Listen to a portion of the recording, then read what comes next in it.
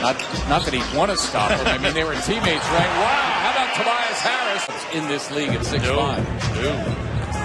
Embiid, bully ball here against Karl Anthony Towns. You got a piece of the rock. Joel only 2 to shoot. Got it all. Rebound by Horford in traffic, earning the Sixers a fresh 14. Harris for 3. Sixers got off to the rip-roaring start. Sixers number 1 in the NBA in post-up frequency.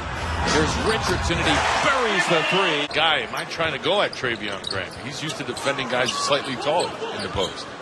But you can really see what this game's about. Minnesota with a small lineup. The Sixers trying to take advantage with frequent post-ups. Team Minnesota that really likes to use the pick and roll, utilizes it with whoever point guards are out on the floor.